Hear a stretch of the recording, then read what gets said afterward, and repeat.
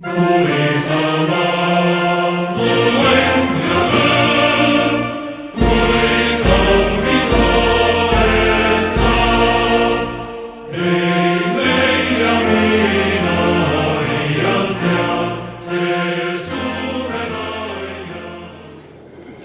tagasi samal ajal siin olles oli selline hästi halb ja selline kole tunne, et Ukraina vabale rahvale astus kallale ja tahtis hakata, või ta alustas Euroopa kaardi ümberkorraldamist meie Peipsi-tagune naaber. Kas me oleme aastaga harjunud või on see saanud meile igapäevaseks, me ei taha seda tunnistada. Eestil on olnud algusest peale keerulisi aegu, häid aegu. See viimane aasta on olnud eriti kirju ja kirev. Mida kõike on see aasta kaasa toonud?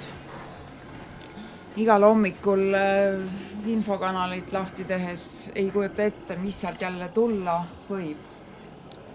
Aga loodame, et see kriisiaeg jääb meist maha, et me läheme edasi. Meie elu normaliseerub. Et see on kõik meie enda kätes. Olge ja hoidke oma Eestit. Elagu Eesti!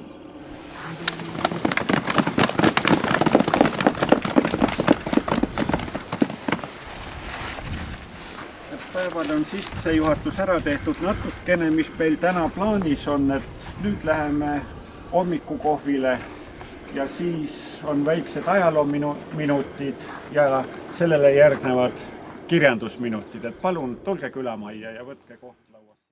Te teate mind, Põltsa Müksikompanii pealik olen ja olen ka maakaitserühma ülem kohalik. Ja siis annan end sõna Rünnole. Rünno on meie Põltsa Müksikompanii ajaloolane, eriala pealik ajaloolane. Ja ta räägib nüüd esimese vabariigiga, kes langesid siin, kes võitlesid. Nii et tal on see kodune töö tehtud ja poole tunniga peaks hakkama saama, sest meil läheb ka oma kiireks, et mul on vaja sõita terve vald läbi praktiliselt. Nii et Rünno, palun. Võib-olla sina teleka juurde kõige parem. Tere siis mina poolt või tere siis ka minu poolt. Nii nagu Enno ütles, mina olen Rünno Savir, Kaitseliidu Jõgevamaleva Põltsa Müksikompanii ajaloo pealik. Ja täna võiks siis rääkida natukene ajaloost. Eelmine aasta oli väga tähtis aasta.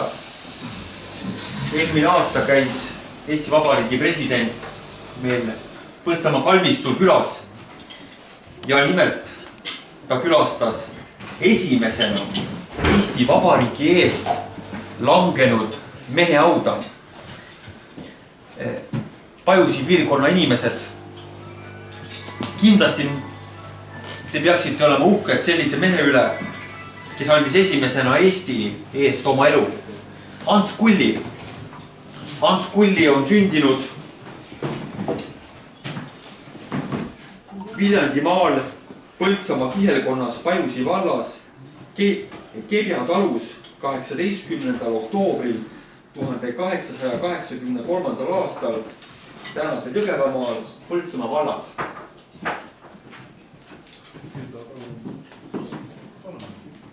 Ants Kulli elutee viis ta Võru linna, kus ta ärtsa ettevõtliku mehena avas 1911. aastal kino Saturn, mis tollel ajal oli väga suur asi, kus rahvas sai vaadata midagi enneolematut, elavaid ja liikuvaid pilte seinal. Ja siis filmi taustaks saateks meil mängis klaver. Vist ukse jalamati peal, mine tea, kõvasti nahutada sai hea. Ja veel, mis puutub peksmisse, pole aimu, kas tahtis välja või tuli sisse. Muidugi, miks pidi ta meile tulema, meil kõik olemas loonud kodu tugeva. või salaja hiilinud sisse vargana, vaja hiljem oli tagasi välja pageda.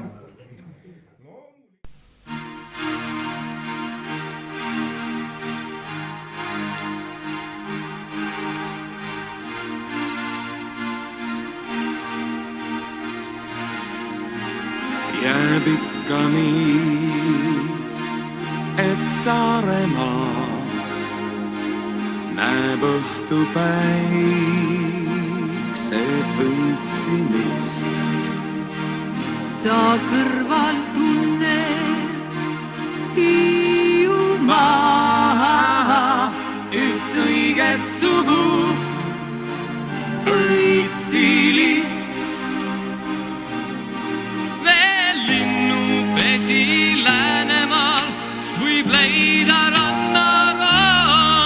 Veel aru annab Harjumaa me rahva sünniloost. Ei taha, ei või, ei saa sind jätta Virumaa.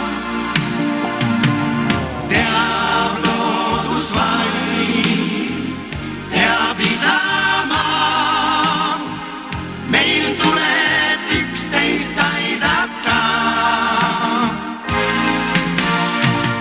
Ei ole üksi ükski maa, ei taha, ei saa sind jätta Virumaa.